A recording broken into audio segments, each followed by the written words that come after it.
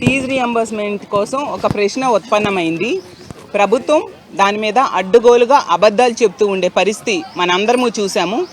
యాక్చువల్గా 2024లో ఎన్నికల షెడ్యూల్ వచ్చిన దగ్గర నుంచి కూడా ఈ ఫీజు రియంబర్స్మెంట్ నిధులు చెల్లింపులు ఆగిపోయాయి.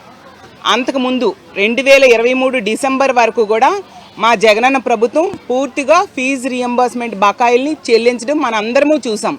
అంతేకాకుండా గతంలో చంద్రబాబు నాయుడు గారు పెండింగ్ పెట్టిన 1778 కోట్లు కూడా ఒకేసారి జగనన్న చెల్లించడం జరిగింది.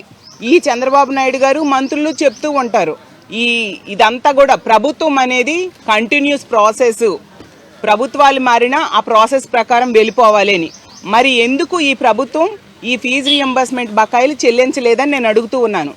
జగనన్న పెండింగ్, అది కూడా ఎన్నికల షెడ్యూల్ రావడంతో ఒకే ఒక క్వార్టర్ అంటే 700 కోట్లు సుమారుగా అంతే మాత్రమే పెండింగ్ ఎలక్షన్ షెడ్యూల్ వలన పెట్టడం జరిగింది. వీళ్ళు అడ్డగోలుగా 4000 కోట్లు అంటూ అబద్ధాలు చెప్తూ ప్రజలను తప్పుదోవ పట్టించడానికి ప్రయత్నించిన పరిస్థితి రాష్ట్ర ప్రజలందరూ చూశారు.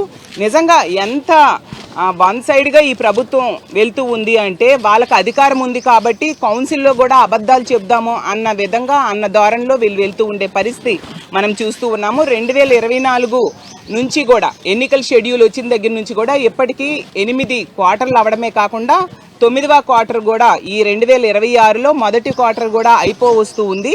అంటే సుమారుగా 6300 కోట్లు బకాయిలు పెట్టారు. ఈ కూటమి ప్రభుత్వం అధికారంలోకి వచ్చాక సుమారుగా 6300 కోట్లు పేద విద్యార్థులకు ఉన్నత చదువుల కోసం ఇవ్వాల్సిన బకాయిలు ఇవ్వకుండా పెండింగ్లో పెట్టిన పరిస్థితి మనం చూసాం. మధ్యలో ఒకసారి 700 కోట్లు మాత్రమే రిలీజ్ చేశారు. అంటే 5600 కోట్లు 5600 కోట్లు పెండింగ్ పెట్టడం జరిగింది.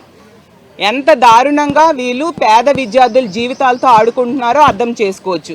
పేద విద్యార్థులు ప్రభుత్వమే ఈ ఫీజు రియంబర్స్మెంట్ ద్వారా ఫీజు చెల్లిస్తుంది అన్న నమ్మకంతో అడ్మిషన్స్ తీసుకొని జాయిన్ అవ్వడం జరిగింది.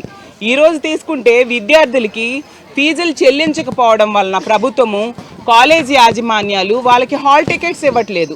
కొందరు కంప్లీట్ అయ్యి రిలీవ్ అయిపోయే వాళ్ళు, వాళ్ళకి రిలీవ్ అయ్యే అవకాశాన్ని ఆ ప్రభుత్వం ఫీజు రియంబర్స్మెంట్ నిధులు చెల్లించకపోవడం వలన కాలేజ్ యాజమాన్యాలు వాళ్ళని రిలీవ్ చేయట్లేదు.